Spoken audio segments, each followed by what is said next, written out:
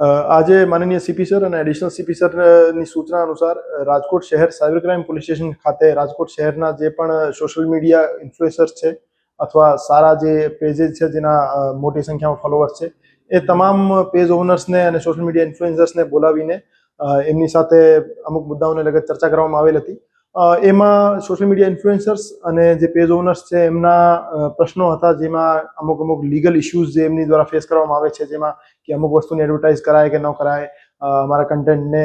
કોઈ વ્યક્તિ મિસયુઝ કરીને અમને બ્લેકમેલ કરે છે તો એમાં એવી સ્થિતિમાં શું કરી શકાય. તો એ બધા પ્રશ્નોનો પોલીસ તરફથી નિરાકરણ કેવી રીતે લાવી શકાય એ બાબતે સૂચના કરવામાં આવેલ હતી. અને આની સાથે સાથે તમામ ઇન્ફ્લુએન્સર્સને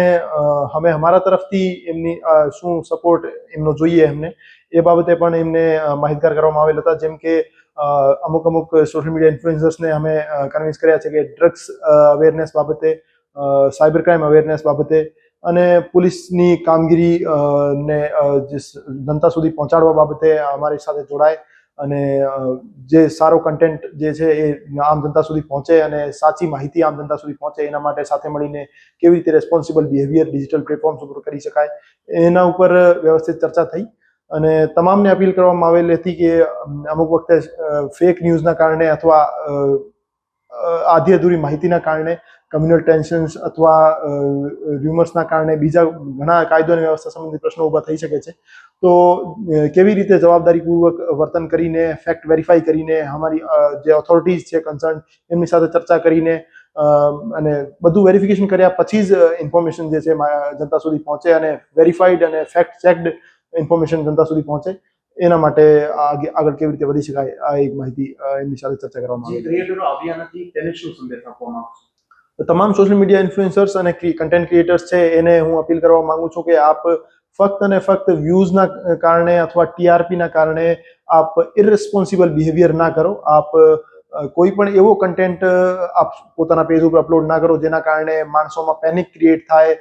સોસાયટીમાં નેગેટિવ મેસેજ જાય અથવા કોઈનો કેરેક્ટર અસાસિનેશન થાય. તો એ બધા કન્ટેન્ટ ક્રિએટ ના કરો અને આપ એક ફ્રી મીડિયાના ભાગ છો તો આપ જવાબદારીપૂર્વક વર્તન કરો અને જે પણ આપ કન્ટેન્ટ ક્રિએટ કરો એનો એક સોશિયલ વેલ્યુ હોવી જોઈએ, એમાં મેસેજ હોવો જોઈએ, એની પાછળ સારો ઇન્ટેન્શન હોવો જોઈએ અને મનોરંજનના કારણે પણ આપ કોઈ એક કન્ટેન્ટ બનાવો તો એમાં પણ જવાબદારીપૂર્વક વર્તન કેવી રીતે કરી શકાય એ હું તમામને અપીલ કરવા માંગુ છું. અમુક એવા પણ નાના સોશિયલ મીડિયાવાળા છે જેને એવી જાહેરાત મળતી છે કે થોડાક રૂપિયા માટે તે થોડાક દિવસોમાં રૂપિયા ડબલ થાય તેવા પણ લેતા હોય છે, તો તેને શું? અમુક MLM અથવા પ્રાઇસ ચેટ અથવા એવી કોઈ કંપની જે રાતોરાત એમને બેનિફિટ કરાવવા વાળી અનરિયલિસ્ટિક વાતો કરતી હોય છે અને ઘણા મોટા ફ્રોડ કરીને અહીંથી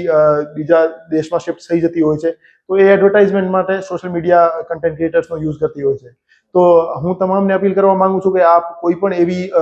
લોભામણી એવી સ્કીમ છે એમને આપ એડવર્ટાઇઝ ના કરો. કોઈ ગેમ્બલિંગને લગત એક્ટિવિટીને આપ એડવર્ટાઇઝ ના કરો જેથી કોઈ સારા વ્યક્તિ જે તમારા ચક્કરમાં તમારી સ્કીમના ચક્કરમાં ના ફસાય અને પોતાની જીવનની કમાણી ના ગુમાવી બેસે. અન્યથા જે લીગલ એક્શન્સ જે છે એમાં અમુક વખતે જે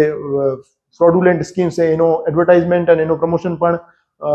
ગુનો બને છે, તો એમાં કાયદાકીય કાર્યવાહી પણ થઈ શકે છે. તો જવાબદારીપૂર્વક વર્તન કરો અને જે વસ્તુથી સમાજમાં નેગેટિવ મેસેજ જતું હોય અથવા કોઈનો ડેમેજ થતું હોય એવી કોઈ વસ્તુને પ્રમોટ ના કરો.